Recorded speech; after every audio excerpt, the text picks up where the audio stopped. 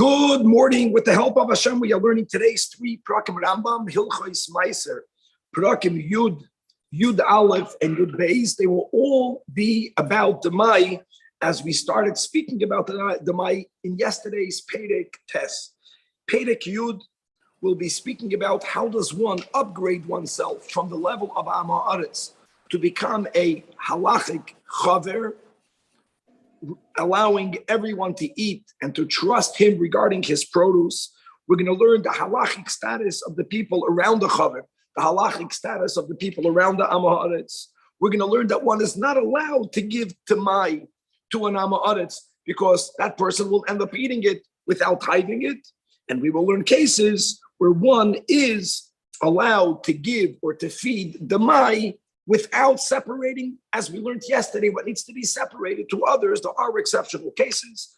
Perek Yud has 13 halachas, beginning with halacha aleph. It says that Rambam, hamakabel olav liyos neman ala maises. Hamakabel olav is what we call in our culture, you're making a hachlata, but you're making a public hachlata. A person accepts upon himself a commitment. I, from now on, want to be someone who others can trust regarding Demai.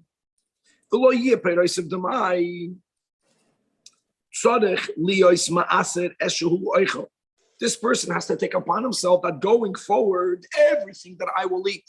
Obviously, not if I bought it from a Talmud Chacham, not if I bought it from a Chaver, but if I buy produce, I am going to separate now, guys, whenever we say to be ma'aser demai, it's important to remember everyone separated truma gedola.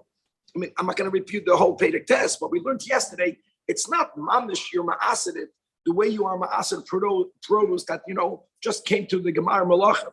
But whatever needs to be done with the trumas meiser on there for the meiser rishon, the pidyon meiser sheni, the separation of the meiser ani, even though you're keeping it. I mean, this person has to make that statement. And not only will he do so if he's eating it, but the eshuhu moicher, if he buys produce, again, unless he knows it's already properly tied, he will only sell it after doing whatever needs to be done to the mai. And everything that he buys, the eshuhu leikeach, well, look at his achlata, and he has to undertake the einoi misoreach etzalam haaretz. He will not eat in the house of Am Haaretz. People ask, whoa, didn't we learn yesterday that you can make the Tanai prior to Shabbos, remember? And then you could eat by the Am Haaretz? Clearly, they ate by houses of Am Haaretz. Yes, because yesterday's Perek test was in a case where the Am Haaretz invited you to go eat in his house. And it's very important. If someone invites you to come to his house, and because of your correct, higher halachic bar, you don't trust the kashrus, but on the other hand, he invited you. That is where you have to figure out b'chachma how to go there and make sure the food is kosher. You understand? But here we're speaking about me trying to get myself invited in the home of. That's not something that I'm allowed to do. If I should not get myself invited to the home of Am Haaretz. And all of this with such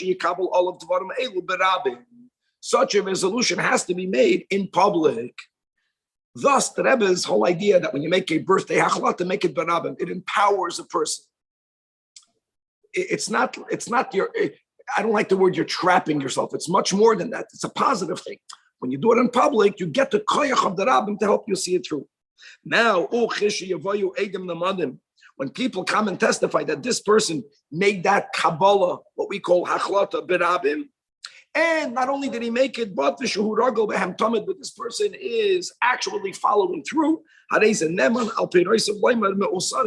From then on, this person will be trusted to say that his produce is Taiz, Gavaldik, Halacha Beis, Kol Talmud Chacham, person who is a Torah scholar, La'olam Neman, begins with a level of Nemanos. This is not a person that has to make any Kabbalah Barabim, and ve'ein tzarich v'dika achrav, like we do even on the guy that made the Kabbalah Barabim. We still have to see whether he's following through.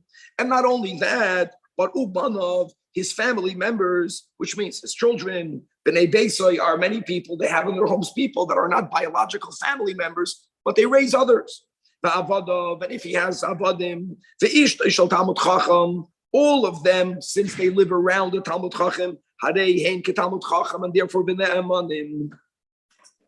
Talmud Chacham shemeis is to the point that when a Torah scholar passes away, even if he leaves produce that we know he gathered on that day, because we have a chazaka, Chazal say chazaka al chaver she'ena moitze bitachas yadei davar she'ena mesuken. Part of the ethic of a real Talmud Chacham, he doesn't procrastinate. So if he owns produce, not I'll do something later. It's a mitzvah to take off trumas or meises, and we can rely on that, and we can say that produce can be eaten. Halachigim. Now, now let's go in the reverse about the status of those who live around the Amma Aretz. Halachigim. Bas Amma Aretz, or Ishtoi, or the wife of an Amma Aretz. But shenisas lechaver, she married now a chaver. Okay, in other words, he passed away. Va'avdoi of an Amma Aretz that now was sold to a chaver, since they lived in an environment where people were not meticulous in the separating of the trumas u'maisres kil chasan. So it's not you're married, but you came from a different environment. You have to make this public kabbalah. Or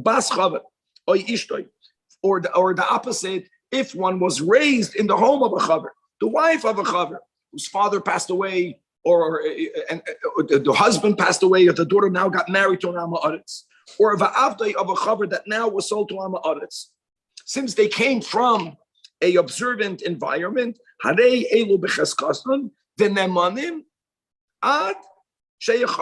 something happens, God forbid. Oh, people say, oh, you see, they're being influenced badly.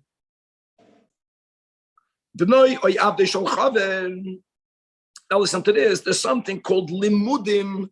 Limudim means if a person is frequently visiting the house of the other. So they don't live in there, but they become like semi-b'nei bayis.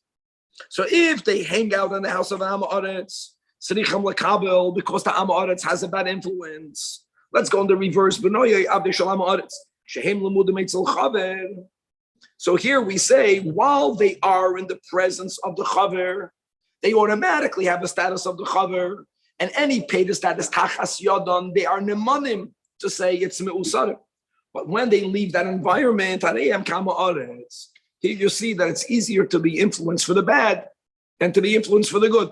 Going up is harder than going down. It's a fact. And how do you see it? That if you have the son of a chaver, if he's lemudim eitzel Amma Aretz, we don't say that only while he's in the environment of the Amma Aretz do we not trust him. We say that person has to make this public kabbalah. But in the reverse, someone who comes from an environment of a lemudim eitzel chaver, that is only good while the person is in together with the chaver. In other words, a chassid has to always be living with the Rebbe. And that doesn't mean that physically living with the Rebbe. That actually means very little, as we all know. It means b'pnimius. When you're living with the chaver, then you open yourself up to the good influences, that which the chaver will bring to you. Halacha dal. Misha einoi nema. L'chaim. Today is not a fast day. Misha einoi nema. Nevach. But that's going to happen. The son is a tzaddik. So we say that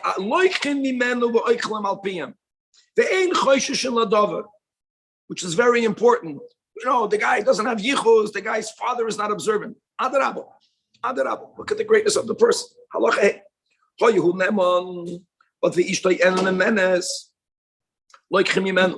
However, the wife is called the Akeres Abayis, the Ein Misorchen Etzloi. And again, not to confuse it, when we learned yesterday about someone going to the house of the Amma Aretz, so they say that if the Amma Aretz invites you, go there. Go there and make the Tanai and don't insult him.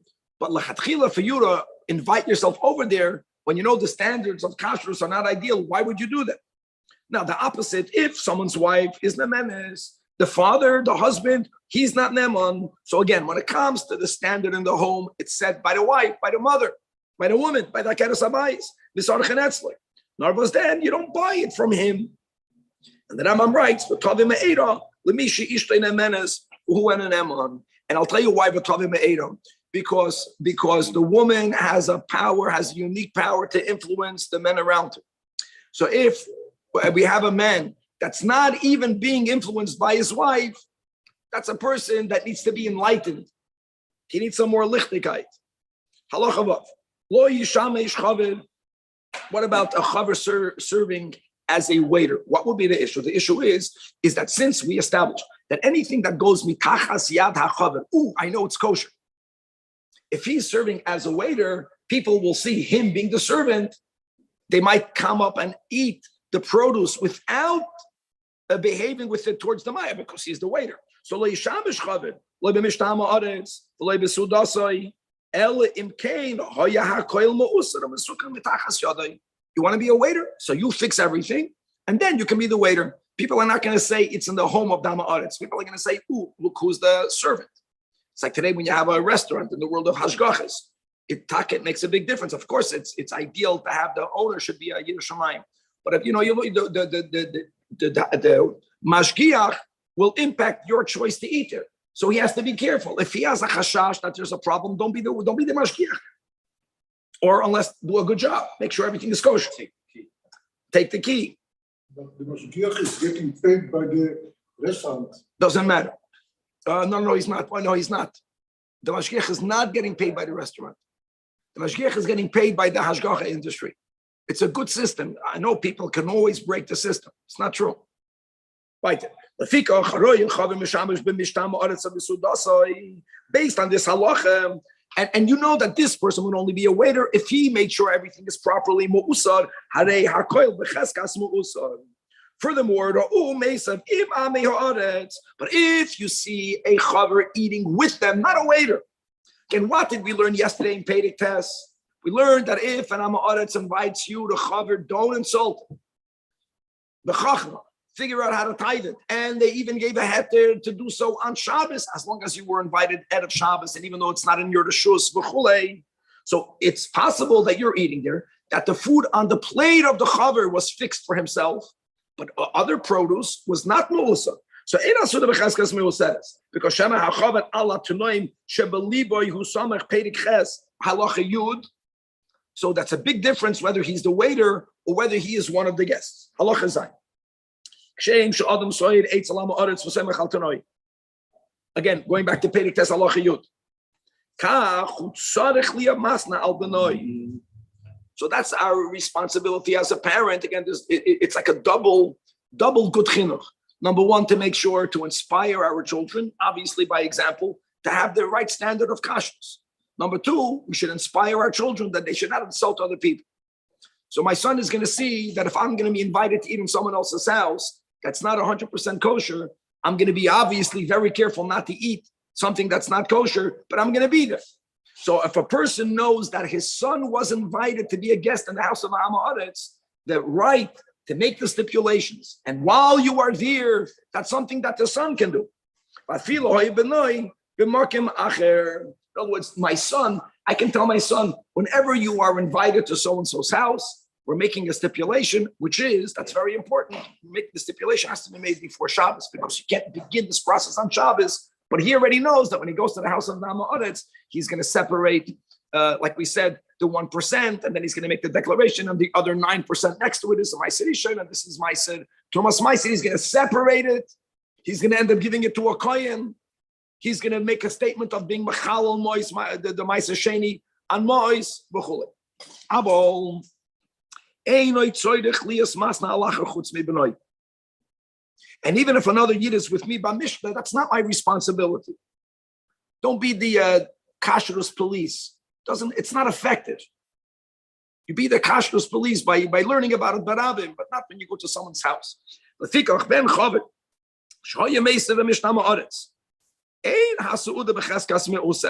Just like when you see the chaver himself eating in someone's home, it doesn't mean that it's a house that they properly tithe. Shema aviv hisna alav. Very good. Halacha ches. Am ha'aretz that gave a ma'ah, just in the context of our halachas, a ma'ah is going to be considered to stack a silver coin, but it's a silver coin of small value. So he gives the money to a chaver. And he tells the chaver, do me a favor, buy me one bundle of vegetables, or buy me one gluska achas, one Danish. So the din is, here's very important. We view that one minor purchase as the extension of the Am Haaretz. The chaver becomes like the shliach of the Am Haaretz. It's as if the Am Haaretz bought it himself. It's not my responsibility to go to everyone's house in this way. You have to tithe everything. Yeah, Kol Yisrael Chavedim and Kol Yisrael Arevim. We understand all that. But the point is, I am not allowed to give something to an Am Haaretz if it's the Mai. I'm not allowed to sell something to the Am Haaretz when it's the Mai because he won't do it. But here, we don't see it as the chaver reselling it. He's the shliach of. So it's as if the Am Haaretz bought it. Now, should the chaver influence the Am Haaretz to become a chaver? Yeah, but not in this second. But the moment he did not use the actual money given to him, he used a equivalent other coin. But the ma that was used was from the pocket of the chaver. Look at this din. Then we view the purchase to be something that was purchased by the chaver, who he is now giving to the Am Haaretz.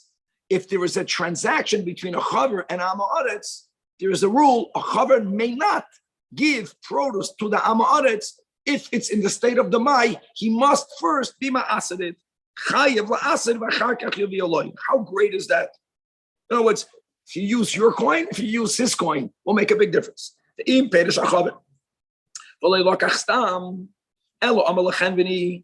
is what the chaver says, I am not buying it for me. I'm buying it for Chaim Yankel.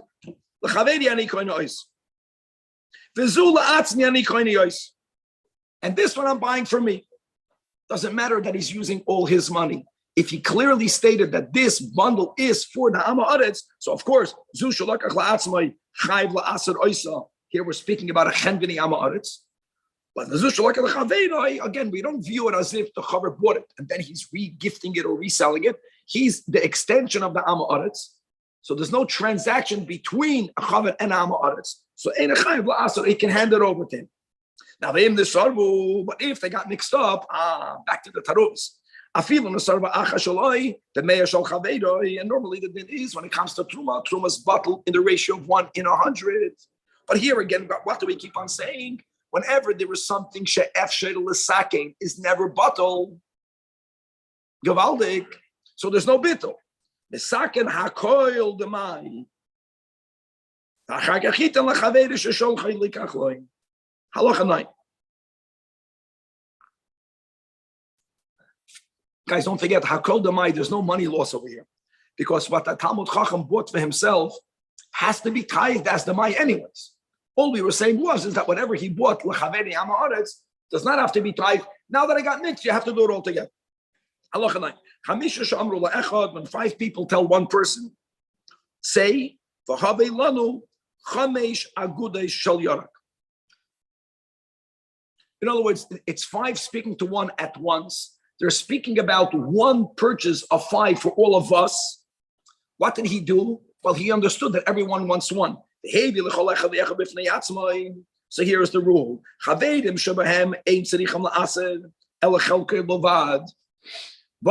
if the shliach brought it to the 5 in a group, and now they're going to divide it amongst themselves, so we don't view it as if each one lechatchila had one bundle, but we view it as if all of them had it all together.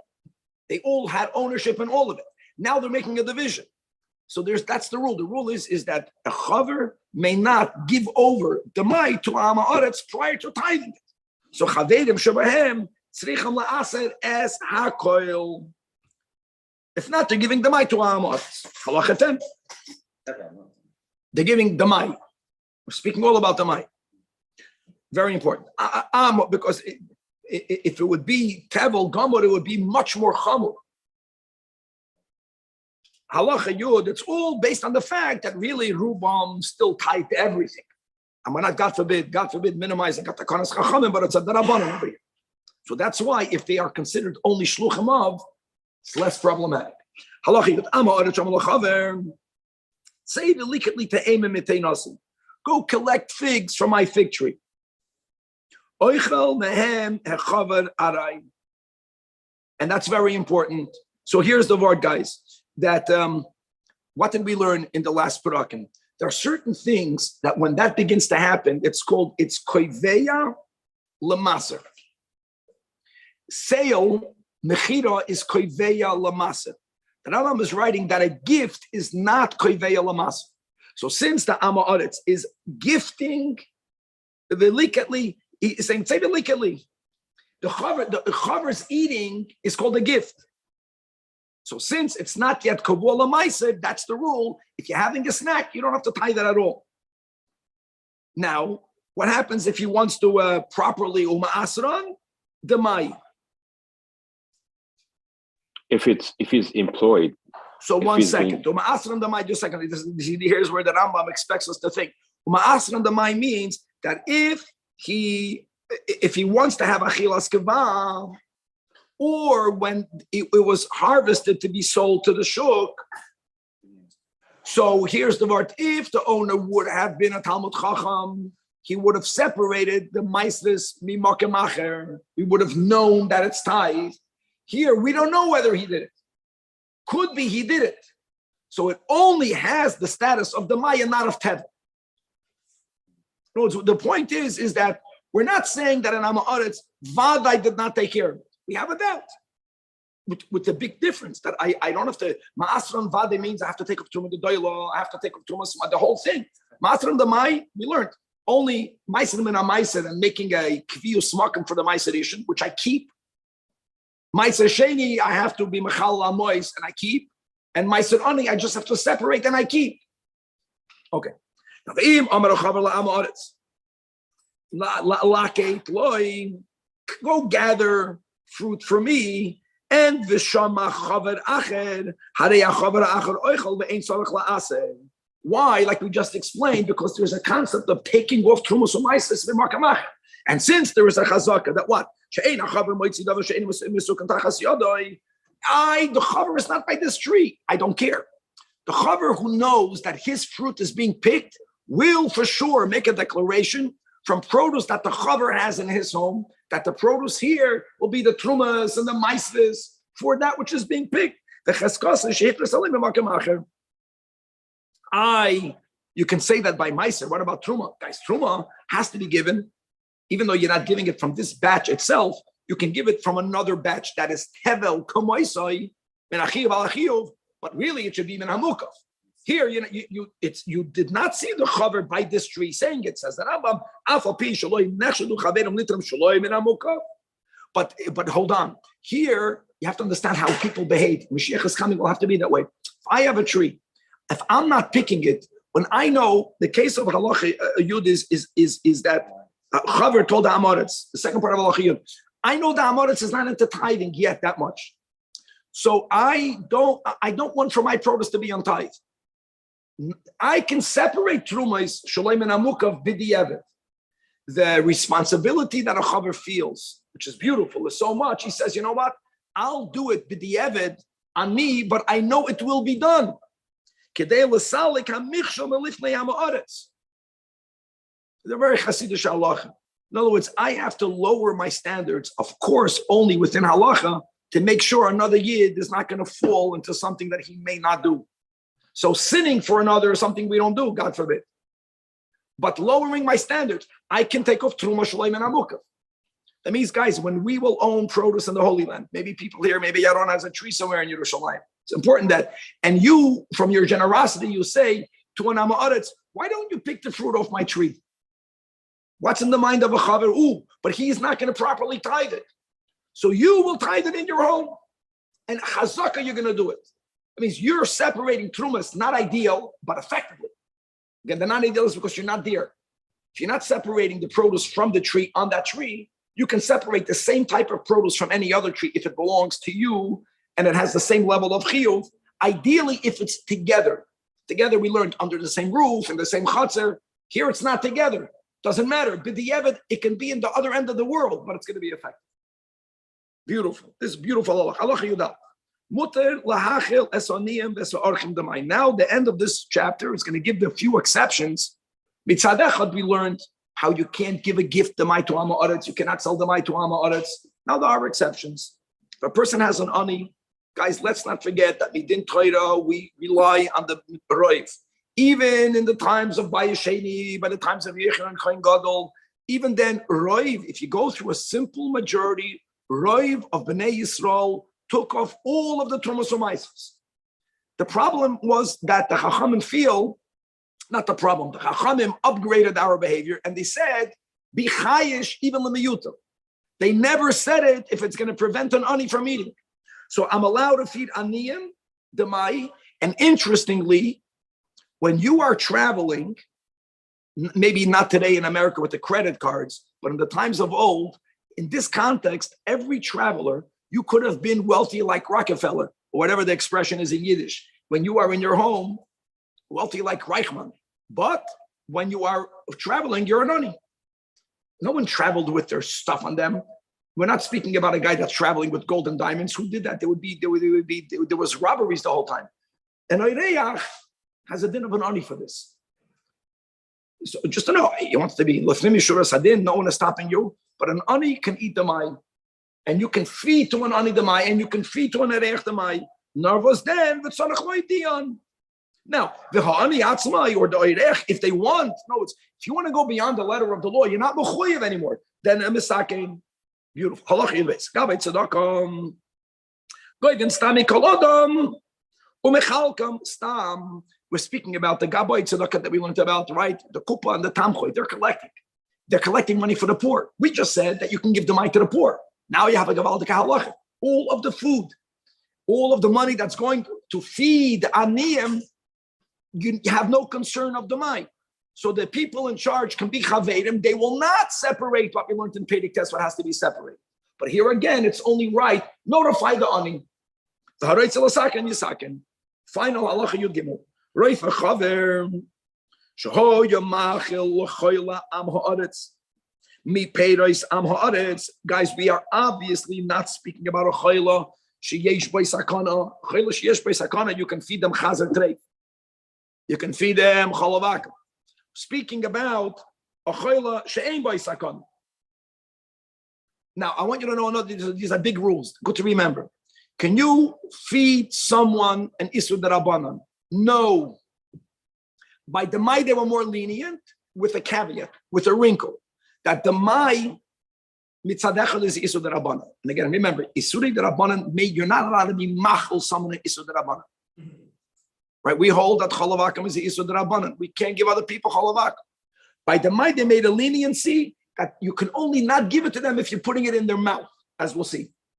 Who feeds others in their mouths? A doctor to a patient. That's the din. So the din is, he can put it in his hand and not in his mouth. No, it's to still remember it's asur d'rabbanan. They were lenient by the Mai because again, the Mai, roiv people were ma'ased everything, but they still left it chomer, not in the mouth proper. Now the im hoya had the Mai shel roiv, afilu l'toich yodoin lo yitein. The in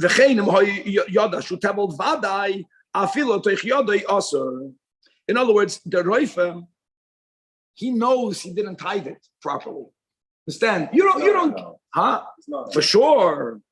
Yeah, if the Roifa is a chaver, does not the Mai. No, the Roifa has a status of Am Aretz, so he may not do that. It belongs to him. That's the way. Don't forget, guys, if you're going to tell the Roifa, you can give to a chayla she'ein by sakana l'toich yodai, he'll be very lenient in taking of Trumas U'Maisas. And the same thing, if it's Tabel Vadai, what difference? Like, where do you find such a difference? Oh, you can't put it in his mouth, you can put it in his hand. Chacham, he's going to put it, it's by Demai, they were lenient, but still not in the mouth, yes, in the hand. Atkan, Pedic Yud, moving on to Pedic Yud Aleph, like we said in the intro, all three Perakim today are about Maya. The Bible belongs to the doctor that he cannot even place it in there. You just said that. So The differentiation is that the doctor knows he did not tithe it properly.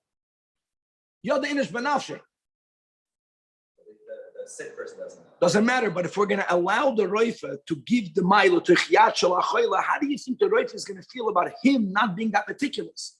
You see, I'm allowed to give it to my patients. So why would he be? He's not motivated to try it. If he owns it and you tell him the doctors are great people. You know, the Mishnah says that Roifim go to Gehenna, right in Kedushin. I'm sorry, Toiv Sheva Roifim. So what did my teacher tell me? That how do you define a doctor? It's a good word. It's so emes, right? Your shver is a doctor. That if the patient is in Gehenna, they go with the patient. A Yiddish doctor has empathy. He's not a number. That means a good doctor. They connect. They're good. So when the Roif is involved with the patient, if you're going to allow the Roif to put L'seich Yodoi, he's not going to upgrade his behavior. You tell the Roif, you want to give him this, you have to separate from Sumaisis. That will inspire the Roif with the patient. You understand? Masha'enken truly, if it's not his, he can always say the guy did it. If I own it, I know my status. Okay, Perek Yudala, more about the Mai. Now we're going to learn, what did we learn in the previous chapter? We learned in the previous chapter that you're not allowed to give the Mai to Amaretz. Now we're going to learn in Perek Yudala that you are allowed to sell the Mai to a Talmud Chacham. How great is that? Because you rely on the Talmud Chacham that he's going to tithe it. We're going to have cases where one is chayiv to separate from the Mai, even if you gathered produce only to store it. We'll explain soon that case. Yet, you will have to separate the Mai. And of many other halachas, Perek Yud Aleph has 15 halachas, halacha Aleph. Says that Rambam, Asur, Limkoyer, Esad Mai Lama Aretz, as we learned in the previous chapter, or L'shloich like the Mai as a gift. And why is that? Just to make a clarity, we have time today, Baruch Hashem, we're not rushing. There's something called Lifnei Iver L'Sita Michshel, and there's something else called Nisayeh Lo Evri Avera. What is the difference? Very important. It's based on a Tosfos, but then we pass on Sola Halach. Lifnei Iver L'Sita Michshel means if the guy who will be sinning would not be able to sin without me giving him, selling him. Lashon HaTosfos is that the Davar HaAsur and the guy who Nebach still might eat Davar HaAsur are Betrei Ivre de Nahara. They are on two sides of the river. And there's no way that the guy who's not yet eating kosher has access to the non-kosher. He won't. If I'll bring it over the river and only I have the boat, that's called Lifnei Ivre L'Sita Michshel.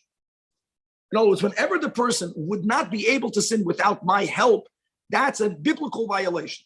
Whenever that person will be able to sin, and sadly, because of Golus, will still sin, which is the cheshbon that many people make, he's gonna do it anyways. So I might as well benefit from it. Here, if I'm involved, I'm violating an Isur D'Rabbanan called a Misayeh V'Oiveh. So that's the word over here. They're not going to go hungry to Amaretz. If I won't sell him the Mai, he'll buy the Mai from the market. So it's not Lifnei Iver. That's a good example. What was that? But I'm allowed to do it. Because if he is eating the Mai that I sold or I gifted, then I'm being Misayeh him. I'm helping him to be Lechol Davar Asur. And the issue of being Misayeh, which is a Rabbanan, is even on an Isur D'Rabbanan. We don't say it's a double D'Rabbanan. No.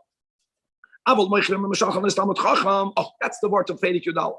No, this we learned in the previous chapter. I am, yes, allowed to sell the Mai. I can sell the Talmud Chacham a gift. It's always the way in the world. You always rely on people that are good workers to do all the work. Never. You give that guy more work. In other words, it's going to the Talmud Chacham, I'm good. She'ein Talmud Chacham oichel at sheya'aseh. Oy at sheyidia adam neman shum user. As we learned in Perek Yud, the hachlata that one has to make, the Kabbalah. Now you know why by other groups they use the word Kabbalah, not hachlata. Just it comes from the word Chazal, Kabbalah. So that's the whole part. You become a Talmud Chacham Chaver by making such a Kabbalah. So I can sell him a Demai. Halacha beis. Anytime that you sell something with a very large measure. Now, what's the large measure? The way of the world is that when you're making a large sale, this is today, the seller will always add something. So whenever you're mashpia b'midagasa, for example, when hasi toinois wholesalers, they sell large quantities, or b'chlal, he's writing, moichrei tevua, because even if you're not a wholesaler grain, you don't sell a guy a grain. You sell a guy a lot of grains. These are items that are sold in large quantities. Listen to this. Mutarim limkoir es demai u'lishalchoi. Here is the exception. Here is the exception. Now, by 1 second. We're not speaking about Tu'an Ha'ma'aretz. Make it very clear. You are never allowed to sell demai Tu'an Ha'ma'aretz. Big measure, small measure. Here we're speaking about selling it to a Talmud Chacham. Now, 1 second. Why would you not be allowed to? Now we're speaking about a financial issue. What's the financial issue? Now that we established that a Talmud Chacham always has to separate what he buys, he's going to lose a little bit, some percent. He's going to lose the 1%. He's going to have to eat 10% in Yerushalayim. So who is going to suffer the out-of-pocket loss for that? So whenever you are selling and adding something, that which the Talmud Chacham will have to separate, you actually gift it to him because you always add a percent or two. Now, you can say the 10% of Meiser Sheni, it's not a real loss. It's a loss that he has to go to Yerushalayim, but you gave him something extra, right? Then you're good. And therefore, he's but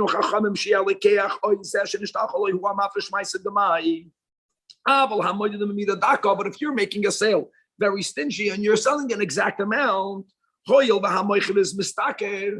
even when you're selling it to a Talmud Chacham, here it's about the financial issue. Here, you're selling the guy 10 pieces of apple. 10 shtikelach, he's going to have to take away a percent of that. Why should the buyer lose the percent? So again, when the guy is selling generously, you're adding the percent or mastama more, and it's fair to say that the buyer has to do it. If it's a precise sale, so it's about the finances, I want to get all of my money's worth because I'm barely making a proper exchange, then the seller has to be mafresh. Is it because we don't trust the Talmud Chacham? No, we trust Talmud Chacham. We trust everyone. Now it's a question of who has to have the loss. When it comes to wholesale deal, the buyer has to do the separation. When you do retail, it's the seller. Exactly. Now again, guys, we're speaking about Talmud Chacham to Talmud Chacham. There's a rule. I don't care wholesale, retail. When you are selling demai to an ha'ma'aretz, you're not allowed to do it prior to fixing it because you're mesayeh lo oivre aved. That we have to make clear. Even between Talmud Chacham and Talmud Chacham, even though a Talmud Chacham who buys the mai, it's going to separate. But now I have a financial question. Why are we throwing it on him? So you have to see whether it's financially fair. Okay. And now, now you can ask a question, why lo yishlach? Everyone asks. By a sale, I get, I'm paying money. I'm not getting a generous product. I'm getting precise. You paid, you're getting exactly that.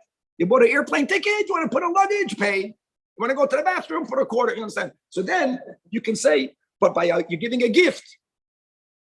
The guy is a recipient, the whole thing is a gift. Loy plug. No, it's items that are not being gifted as a wholesale. If it's being given as an individual gift, because of loy plug, we want to get the seller, the gifter into the habit, you have to do it. Halacha gim. Now, v'kami mida gasa, that's the Rambam. How great is this? So, biyavish b'chatzisa or more.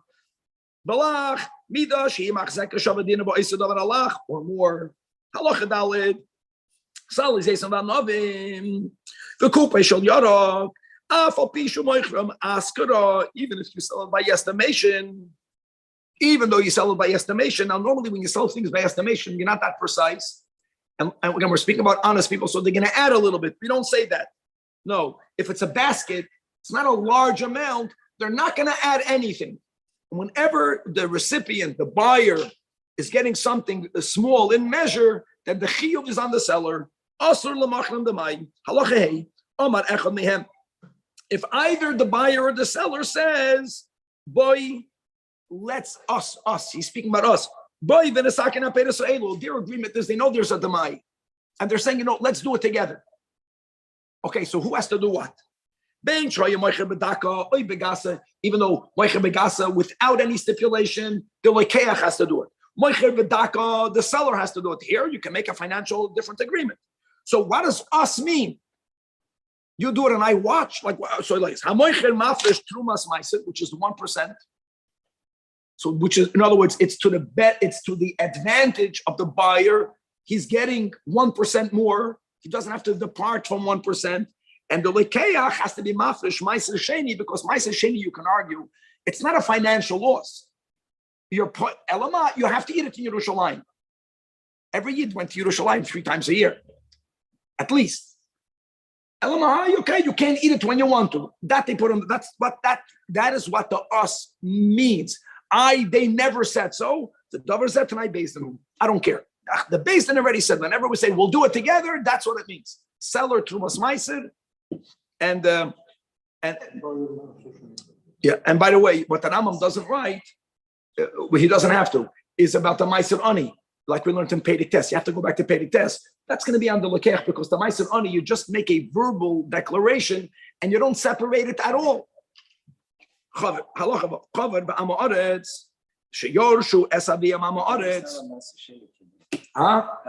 Sheni come into the Mai? So let's go back to Pedig Test. This is very important, guys. The Mai doesn't mean that it was not tied at all. Vadai, the Amaretz took off Truma Gedolah, 2%. We're chayish that he didn't take off, not Meiser, and therefore not Trumas Meiser. So how do you begin with the Mai? You take off 1%, and you take it. You put it on the side adjacent to everything else that I broke, and you say this and times 9 next to it, which is 10%, is Meiser, and the this that I took will be the Trumas Meiser.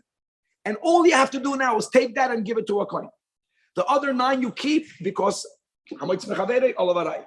then you say 10% that's here, 10% from what's left over is Meiser Sheni, and I'm now being machal on ma'os. But now you have to take the value of the remaining 10%, and don't forget details that you have to add a fifth. All the dinim of Pidyon Meiser Sheni that we didn't let, and you have to take that money needed in Yerushalayim. We can't say because it's yours. You own it. You're not giving it away. You have to inconvenience yourself of not being allowed to eat it freely. And by the way, you're paid it. You can eat this freely, but that money will be Meiser Sheni. Okay, halacha vav. What's the issue, guys? A Talmud Chacham, you cannot sell or gift to a Amaretz the Mai. So here we're speaking about the fathers and Amaretz. How do you view the division? This is Breira, Yesh Breira, or Ein Breira. If we're going to say that after we made the division, whatever I took was really always mine, between 2 brothers. Whatever you took is pshat, it was always yours retroactively. So then they're not selling or gifting Peiros Demai to the brother, the Amaretz. If we would not say Breira, no guys, Demai is the Isur, the Rabbanan.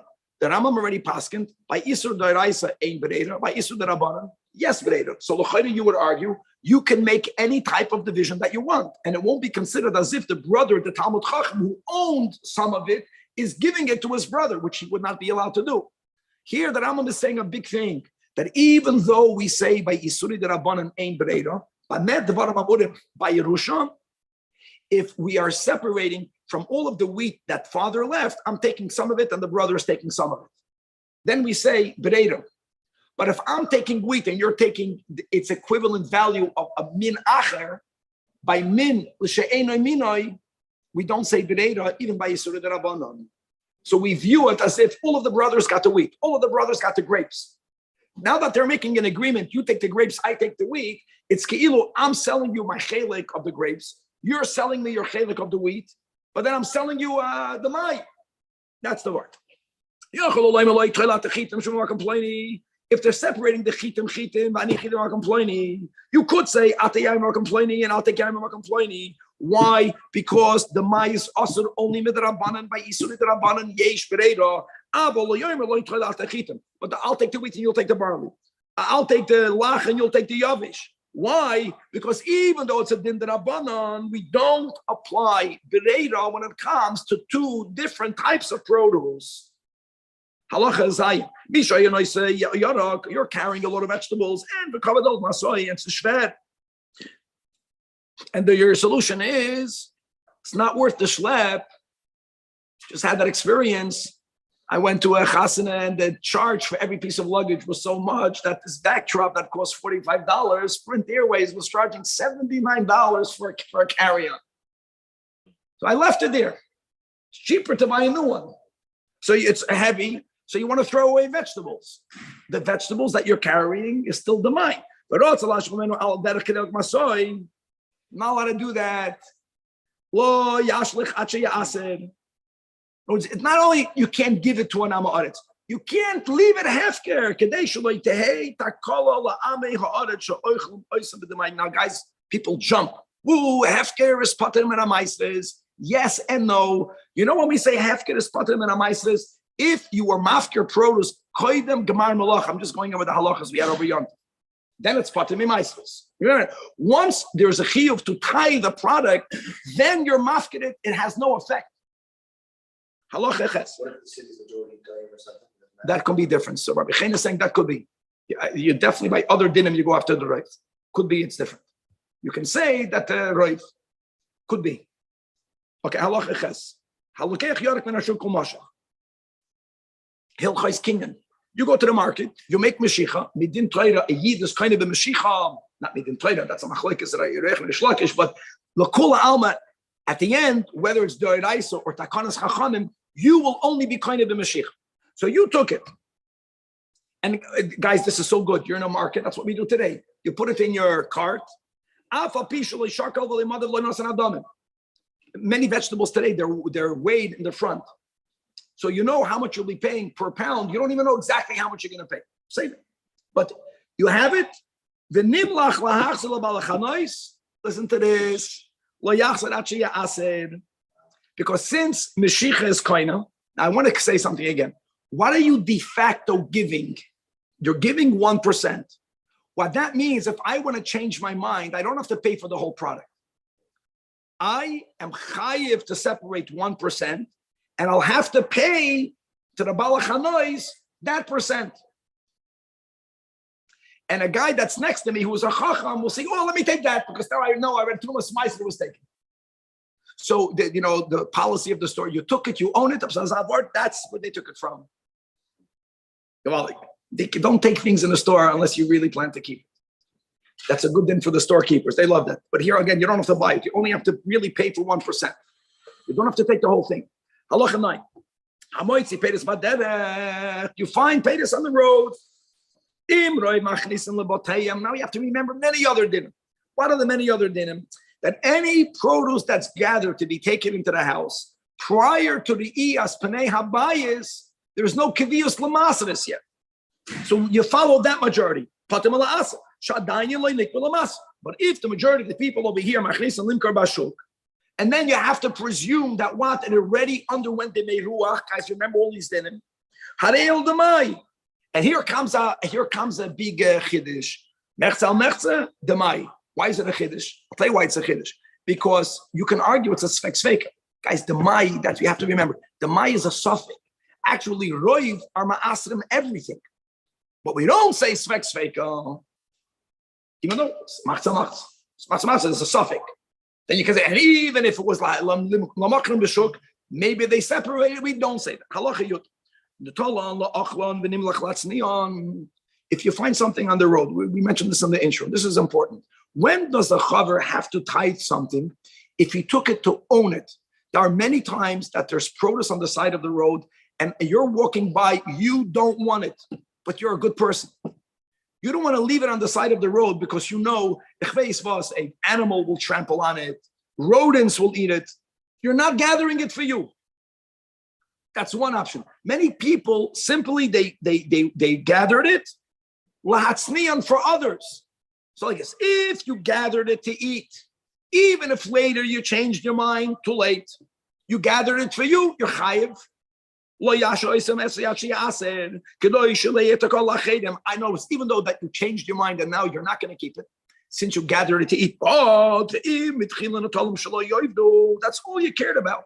You do not intend to be kind. You're pushing. You're a good person. It's a good mean that you see something on the road. You don't need it, but you don't want it to be where it is. Here,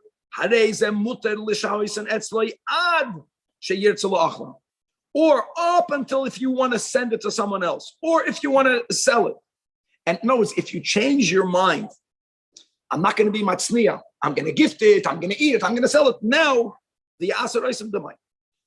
Halacha yudalav, guys. We had this in Hilchos Truma, Perek Yud Aleph. What did we have over there? The Knivas Yorik. What's Knivas Yorik? So, guys, there is a certain point that there is a part of the vegetable or of the fruit that's called waste. Waste does not need to be tithed. How do you define waste? Well, many vegetables, like the onion, I don't know, Yeshiva Bachar, how did you ever open up an onion? So you cut off the edges. The edges that are cut off, that are removed, or the outer shell that are removed, is that food or is it waste? So the Rambam quoted the Mishnah, and there Hilchos Trumas Perek Yud Aleph, it depends who did it. A balabayis who does it, just because you're going to throw it in the garbage, objectively, there's a lot of food in there, which is emes. Like when you peel an apple, give a bachar to peel an apple, most of the apple will go in the garbage. For Stacy, he doesn't know how to just take off just the peel. If a mumcha in the field, if the workers, whatever they want to sell, they're gonna throw away the minimum possible. So we're gonna review the same halacha here. Knivas yorik that you find in the Gina. In other words, the gardeners were the ones that cut off those edges of the vegetables that are mamish dirt or rocks or pebbles. Then it's patamina of the mai. You know why? Because there's no chiyuv to tithe it because it's halachic waste. We learned that by Trumas. Same thing. Shel balabayis. But if the balabas is the one that cut off the kniva and you find it in the house, even though the balabais was planning to throw it away, so what? If I go into his house, there's so much good stuff still in it. Halachically, it has to be tithed. It has the status of the mai. You have to tithe it. You have to tithe it like the mai. Now, what about Shalgabi Ashma? Once it's in the garbage, even if you're the guy that did it, you lost a third of the onion by taking off the edges. Doesn't matter. Once you threw it in the garbage, it has a din of waste. And if someone else takes it from the garbage, they don't have to be concerned with tithing it. So whether it was tithed or not, doesn't matter. Once it changes. Once it has a status of waste, because now it's waste. Even though it's 3/4, that's the good halacha. No, it's in your house, no. But once you threw it in the ashpa. But no matter what, when someone starts cutting out a vegetable, you already took time because it will change the amount of time. Not an amaretz. In other words, the guy's an amaretz. And I have access to his produce. I'm a chaver, I have to tithe the mai. Okay, halacha yud beis. Hanoisen le pundakis levashel. He's like such great halachas. So this is common. You go to an inn, and many times the inn is not providing food for you. The inn will cook the food for you. You have all of these packagings now. You have good kosher food that's double wrapped for the microwave, mamish, and you go there and you give it for them to cook. We're not speaking about kashrus. We're speaking about whether we're chayish that the one who's doing the cooking exchanged your produce with another tenant's produce, which is the same, and theirs is the mine. That's the issue. Well, you give something for them to cook or for them to bake. The din is ma'aset eshu noisen law. Before giving it, she's going to exchange. So when you give it to her, prior to giving it to you, be ma'aset. Because it's likely that what you're giving to her will end up in someone else's mouth. And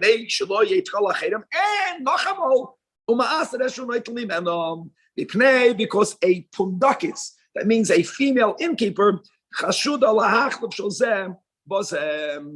gavaldik. And by the way, we're not saying this derogatorily.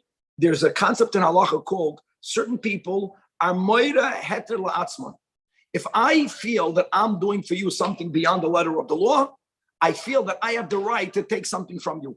She's not stealing anything here, Surely. She's not gambling. She's saying that since I'm doing all the work, I'm getting paid for the room. This is like a bonus.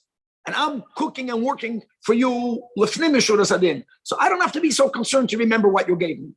She's moida hetela atzma that she can exchange your vegetables for the other guy's vegetables. She's not stealing anything. That's the way people think. But if you give something to your mother-in-law, whether you marry her daughter, whether you are only engaged to your daughter, or when you're cooking something for your neighbor, right?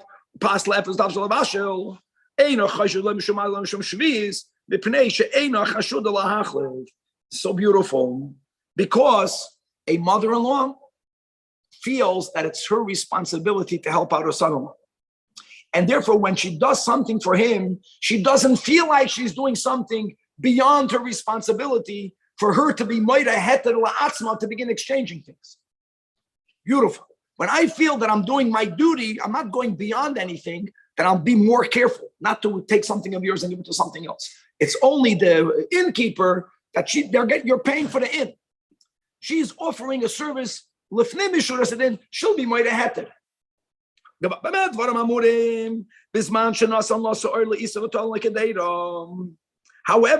that means that when you also gave the mother-in-law all of the spices needed, all of the yeast needed, but if you didn't give it, she's not going to exchange. But maybe she added. Why is that? Because she might have added spices from her cabinet. We're speaking about a mother-in-law that's an Eshes Am Haaretz. Well, where does Shemitah come in? Hapas Asura, because Sema Hashe'oid is Misfichish Yisum. And when it comes to So'ed and Tavlin, we have that concern. Let's get moving. If you're bringing a wheat to a miller, Am Haaretz, again, the miller is milling for everyone. The miller is doing what he's being paid to do. We don't suspect that the miller is going to take my wheat and therefore flour and give it to the other guy. We don't have that chashash. So if I already brought to him tithe grain, I can trust what I gave. He's going to give me back the flour from my wheat. Then if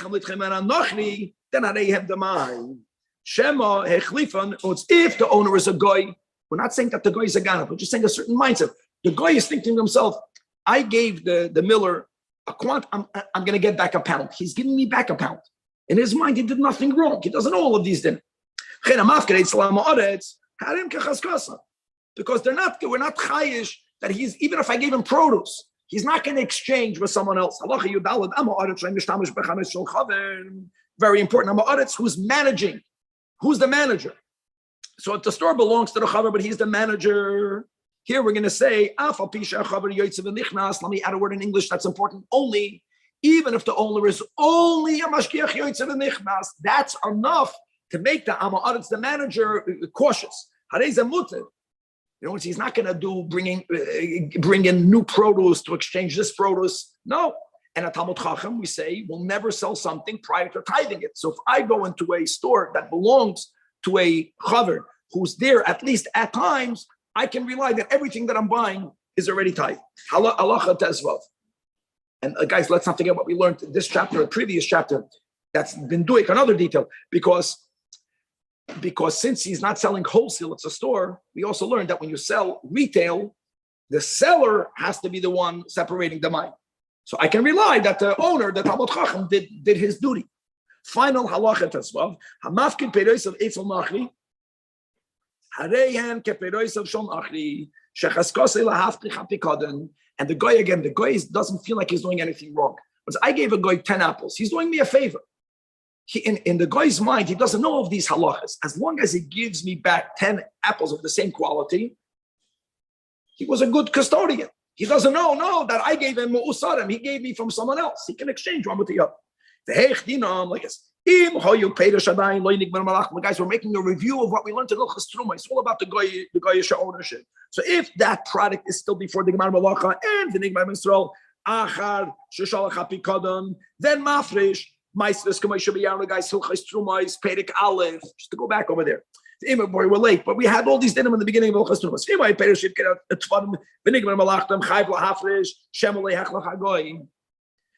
And unlike if belongs to the guy, it's even better. If it would belong to the guy, it's better. But here we're not saying the guy for sure exchanged it. We're only saying that l'chumen and not l'kula. And lefikach yireli shamayshis sheyafresh safik. We could still have a doubt, and there'll be so many leniencies because maybe he exchanged it. The aval and hitket chulen misukanim ain't tzarach lahafresh kum because mimanavshach. If surely the guy is giving you back what you gave, chulen misukanim we learned yesterday means produce that you separated everything. It's fixed. And if he exchanged it with his, that means it had gemar malacha, it's something that nigam malachtam, then peturim, like I am not chayiv to tithe a produce that was under the ownership of a guy when it became a final product. So which either way, I'm good to go. Today's final chapter, which is the largest one, but we have enough time, Perek Yud Beis of Hilchos Ma'aser is still more about the Mai. There's going to be in the beginning of the Perek a phenomenal sicha that the Rebbe spoke, and it's Smuga, Meneged the Halacha, which really comes from a Yerushalmi regarding that on Shabbos Kodesh, you can trust an Amma Aretz to tell you that this produce that he's feeding you as your guest is misukanim. Why? The Rambam quotes one of the two opinions in the Yerushalmi, because Emas Shabbos al Am Ha'aretz. Everyone upgrades their behavior. There's another shita in the Yerushalmi that you can trust the Am Ha'aretz on Shabbos because of Kavod Shabbos. The Rambam doesn't mention it, and we'll say that the Rebbe has a Gavaldike insight that the Rambam is writing in halacha also based on it. Stamikan, yeah, that it's good to. It's always better to know the sources inside. That's mamish noin kol without using the synopsis of the Rambam. We're going to learn that someone who's neman to separate Meiser Rishon for sure is neman that he separated Meiser Sheni, because Meiser Rishon you gift, Meiser Sheni you keep. Someone who's neman on Meiser Sheni is going to be neman for Meiser Sheni, but it won't make him neman for Meiser Rishon. We're going to learn other times that we can trust an Amma Aretz to say on someone else that they tithe when it comes to food. No, you don't trust the Amma Aretz for him. But if the Amma Aretz tells you that person separates all the Trumas and Meiseres, he has that nemanus, even if that person is going to send you back to buy wine from you yourself. Sometimes we are afraid of a kenunya. Sometimes kenunya means a collision. These are going to say, not coalition. They suspected the previous president of making a collusion. Collusion means collusion. Oh, so sometimes you're chayish to collusion, sometimes halachically you're not. We're going to learn another very important principle that ein adam chayta v'lo loy. If people sin, they only sin if they benefit. A person to sin for someone else to benefit, ad kedei kach, a yid will never do that, and many applications of that rule and much more. Perek Yud Beis has 18 halachas, beginning with halacha al.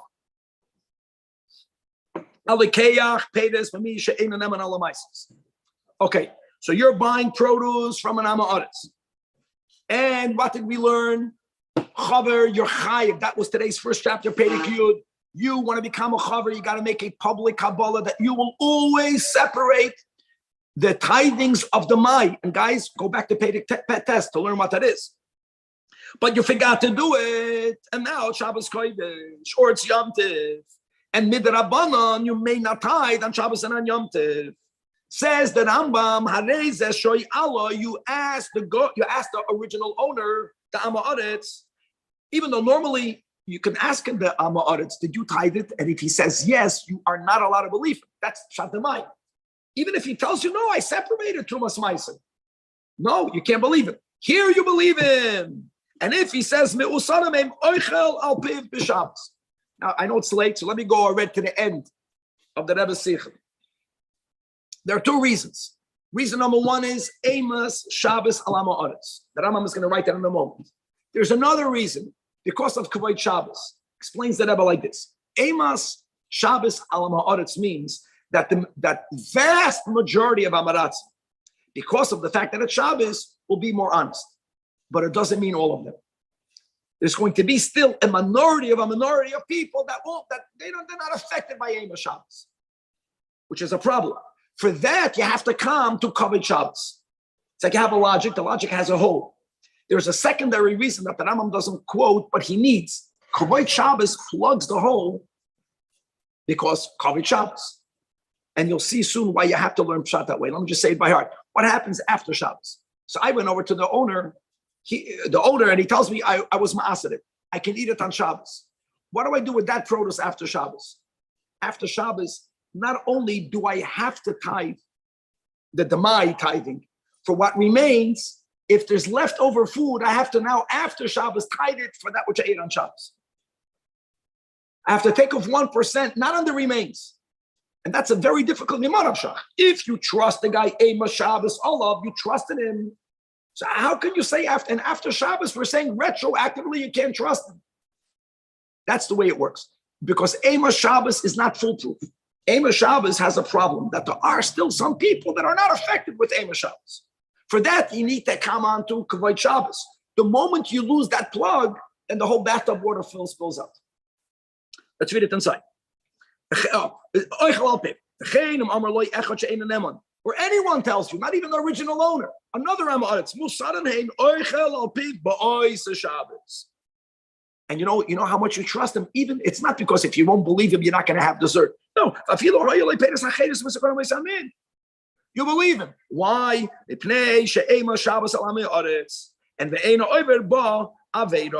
now, halacha beis. Yet,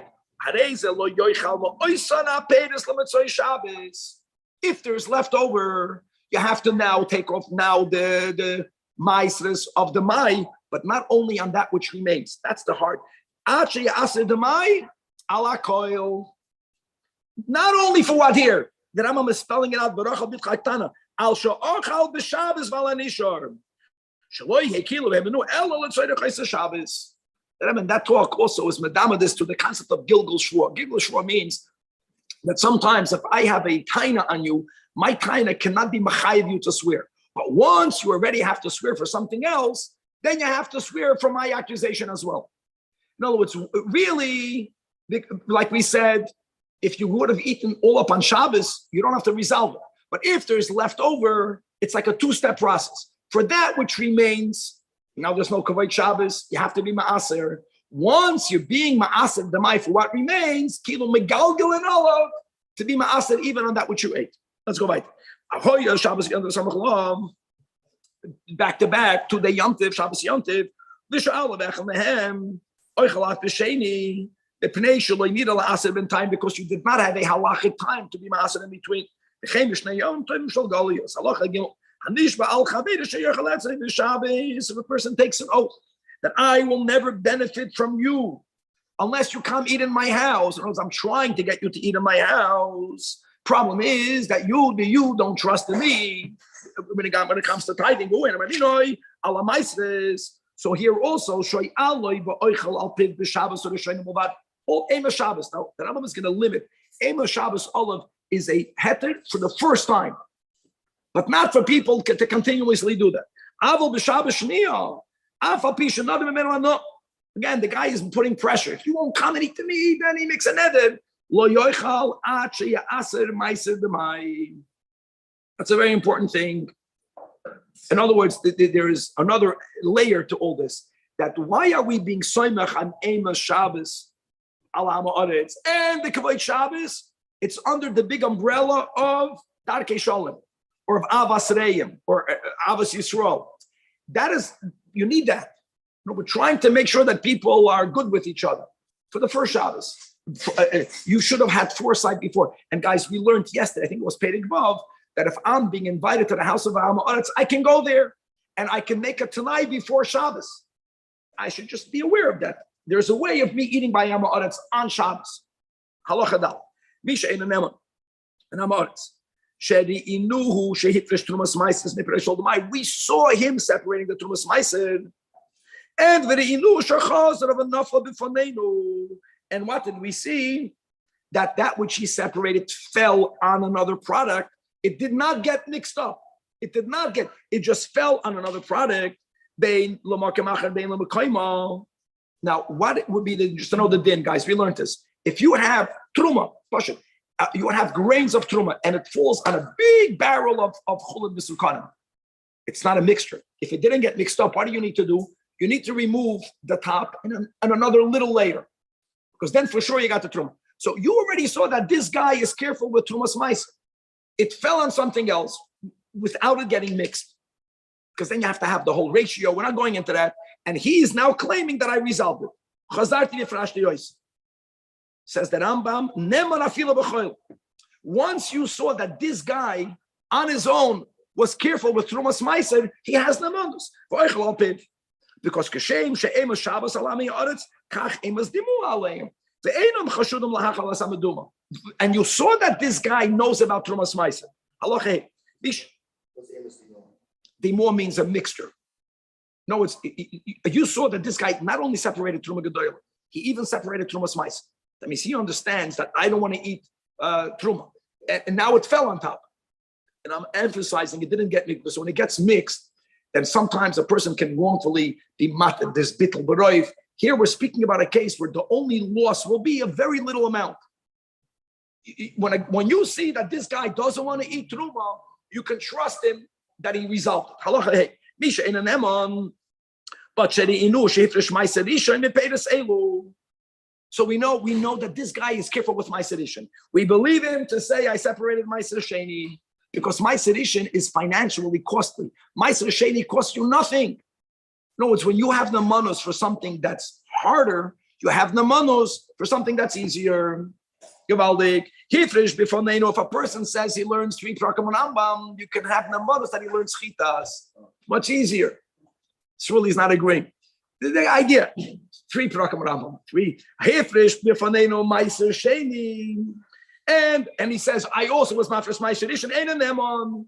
Because meiser sheni is easier, you get to keep it. In other words, haneman ala sheni, ein neman ala edition. But haneman ala edition, neman ala sheni. Lefikach mishein nemon.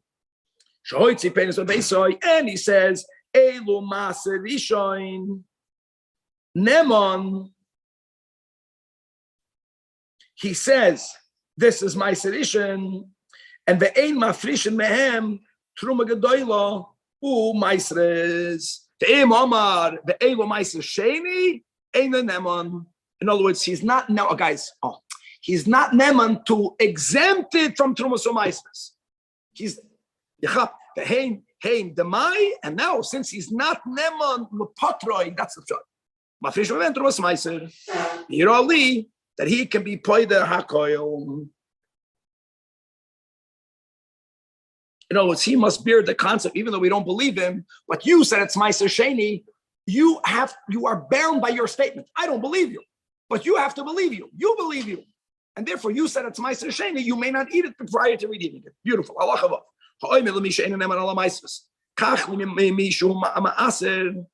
Buy for me produce only from someone who's trustworthy. So can you trust him to do that? No. If he doesn't separate his own Trumas U'Maisas properly, even though you told him, buy me from the market of the Chaver, don't buy it from the other market, from the Amaretz, you don't believe him. If he comes, now today with the supermarket bags, maybe you do, I don't know. Akadei is going to trick you. But if he told him, buy it from a specific person, now you believe him. You know why? Because you can ask that person later, did Chaim Yankel buy from me? You told them from whom to buy it. No one will lie because they will know, you will discover that they lied if they're lying. Masha'inkin, if I tell you, buy it from one of the markets that are kosher, I can never follow up. So there's no fear on this guy to lie to you.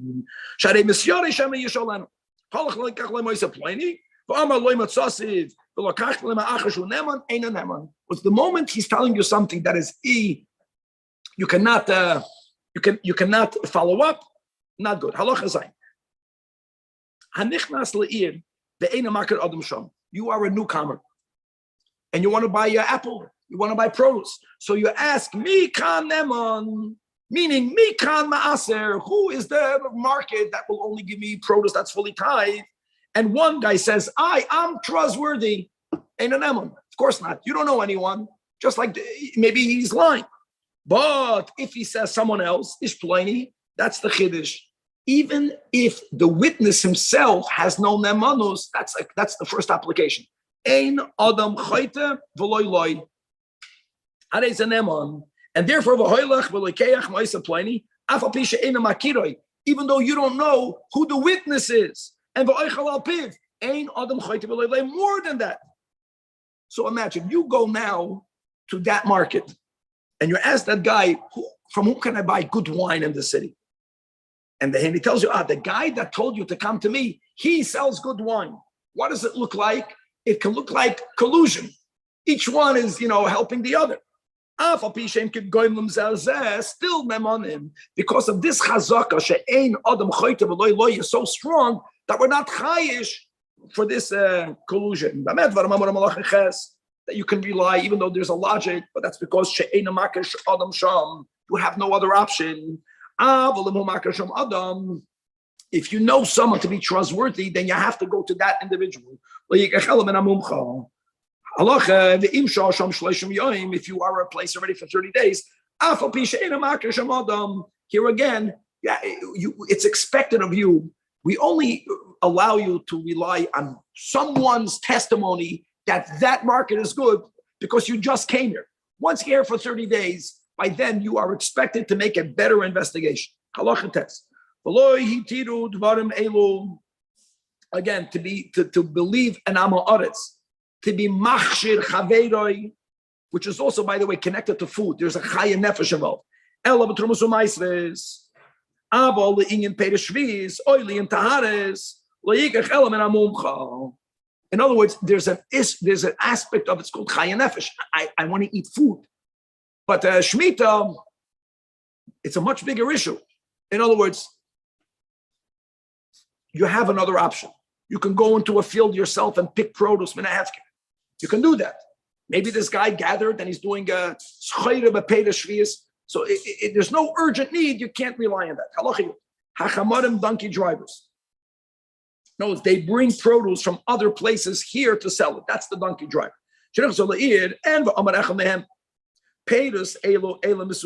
What I have is not good. Means I have the money. But the other donkey driver, that's already not good. But they're not even locals. You know what we are afraid? That is the deal that they made with each other. None of them are bringing in good produce.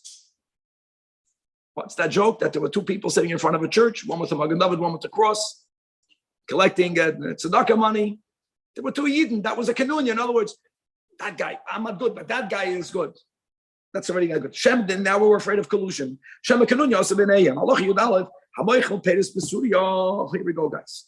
First, Aleph base. Aleph, Peres Eretz Yisrael. You have to be ma'aseh them. The Amaretz, the Mai. More than that. Even produce that grows in Syria, whose chiyuv of tithing is only midrabanan, there also we have the Mai. If the owner of the Peres is an Amaretz. But Roiv Peres that are sold in the markets of Syria were not Peres that grew in Syria. Halachically, they were Peres that were imported michutz la'aretz that are completely exempt. Remember that to understand the next real laws. So if a guy is selling Peres b'Syria and he says, now really again, I'm allowed to buy it solely because the chazaka is it grew in Afghanistan. It grew in another place. But if the guy is saying they came from the Holy Land, then chayiv alekech laser. Okay, because of the Mai. We're speaking about the Mai. If he says they came from the Holy Land and they are already tithed, then you believe in Shapesha Asar Apesha Hitin. Even though the Moicher is an Amaretz, had he said nothing, we have this Chazaka, guys. Roiv Pedios Besuria is Michel Chutz La'aretz. If he says Mishin Lihain, Chayv Laser, Midrabana. If he says it's mine, the Mil Saramain, again, Apesha Asar Apesha Hitin. In Yodua Shesh Lekaka Besuria, but if you know that this guy owns land, here's a problem. Here there's no Apesha Asar Apesha Hitin. Even though the guy says I tithed it, if he's an Amaretz, you can't believe it. Because we don't say Chazaka Roish Pedes Besuria were purchased Nichutz La'aretz if you know that the seller owns land in Syria. And that's the word. Pedes that grow in Syria are also demai if they are being sold by an Amaretz.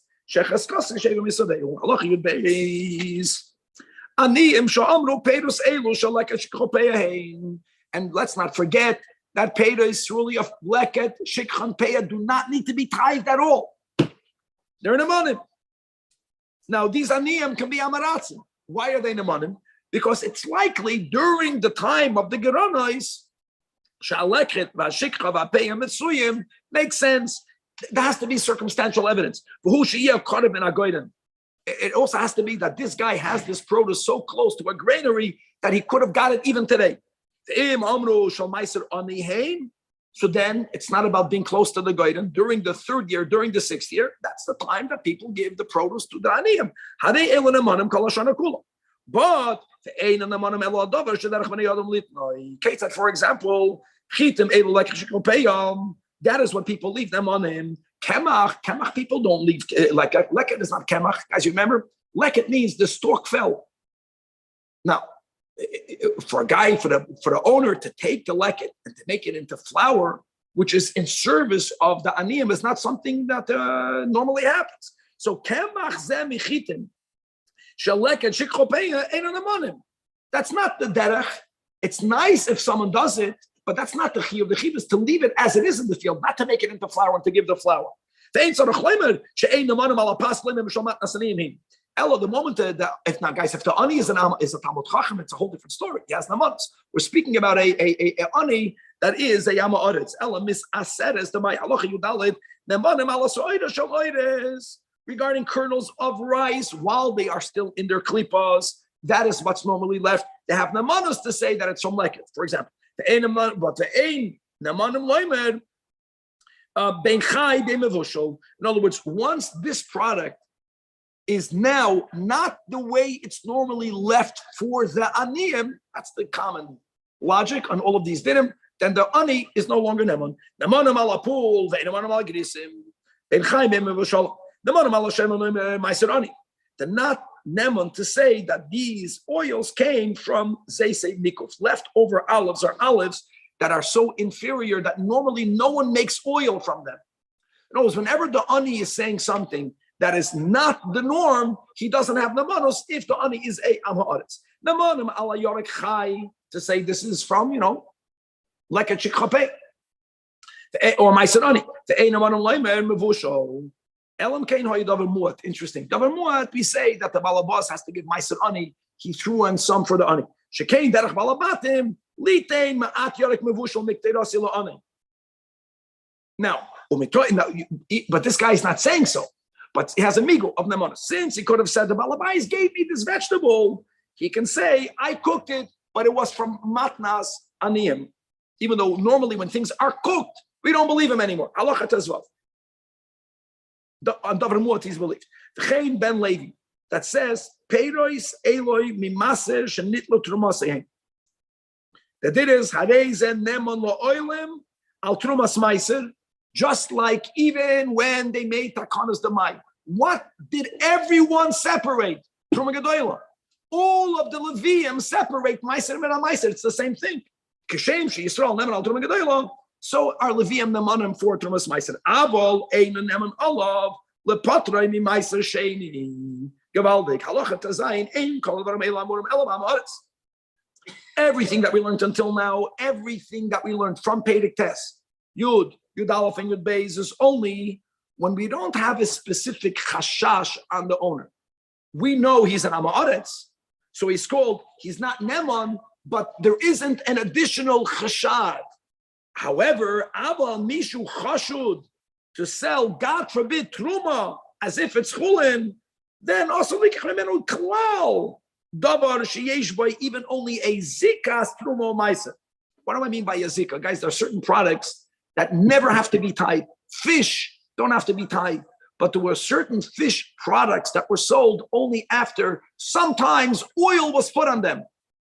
So if a guy is chashud, God forbid, to mamish sell chazer treif, he's selling truma. Truma, chimis b'dei shamayim. Just to know, truma is more problematic than chazer. This guy, even if he sells fish innards that sometimes oil is put, the oil maybe be truma oil. I feel like you're dog in. Now, the ain't also the ela kol fun of even in such a nebach chashud abol oitzaroi. But if this chashud has for himself a storage house, you can take something from there. Why? The pneishu misyarim of truma beoitzaroi shema yivadador Rav Yavsar. Now, guys, if you remember that when there is a mixture of truma and other stuff, everything loses its status of truma. Of chulin, it becomes meduma. So no one, even these people, they can be, God forbid, not yet cautious about selling truma gedola, but they'll never put themselves in a position where if they will be caught, they're going to have a big loss. And that's a b'chlal rule in kashrus. Whenever there is the mirsas, whenever there is a fear of financial loss, that in itself allows us to give that situation more shua's worthiness. Halacha, a middle of the tazayin. Al meiser sheni. To God forbid, sell it l'shem chulin. Ein loikchen mimenu dava that even as a zikas meiser. And b'chol zeh can ask me devreim. Halacha yud zay. Chashud sheheyid al shalachedim. Even a chashud, we still apply the rule ein adam chayte v'loy loy. So even the chashud, if he says regarding someone else's produce that it's good, we believe him. Chazaka ein v'loy loy. And there's no need to say that an Amaretz is avade, trusted to give nemanus to someone else. And lefika, ha'ma'aretz she'amar zeh tevel v'zeh truma zeh vaday v'zel demai afilu b'shaloi neman. 1 second.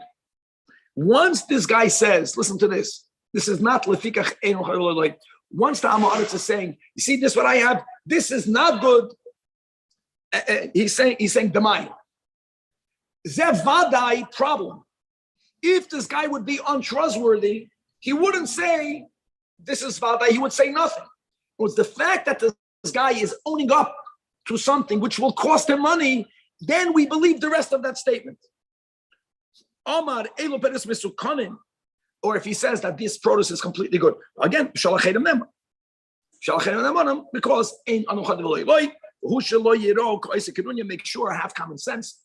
Look more about the context, because if there is a suspicion of a collusion, that means that I'm speaking about your produce and you're speaking about my. Now, before we learned an exception about a guy comes to town, a newcomer, who can I trust?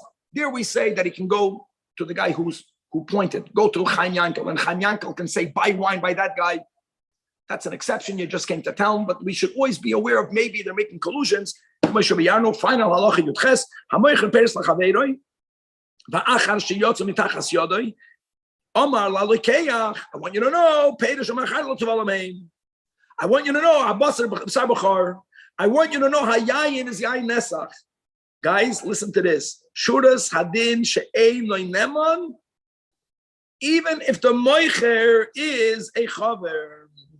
Now, what is the guy basically saying? The guy is saying, I made a mistake. He's saying, I made a mistake. I sold you something that's not okay. What would be if that would be true? Think about it. If you buy produce thinking it's kosher, basar b'char, you cannot eat. So if the moicher says, really, I sold you something not kosher, if it would be true, what would that do? Halak, it would nullify the sale. After the kinyan happens, the moicher doesn't have the nemanus to nullify the sale. Because there's a chashash, he's saying it just to get it back. But it doesn't mean that you, the buyer, again, minadin lifnim yishuras adin. You can say, well, I have to be suspicious to what he's saying. V'hazoris machmar al atzmai. And if the lekeach says, I'm going to believe him, and that will be to the detriment of the lekeach because the sale won't be undone. And v'afilo hoya hamoicher is an am ha'aretz. Even here, what's the afilu? He doesn't have the right to downgrade the status of the produce after the sale was done, because once the sale is done, when it's not biyodoi, there's always the chashash that you're making the statement simply to nullify the sale. Yashir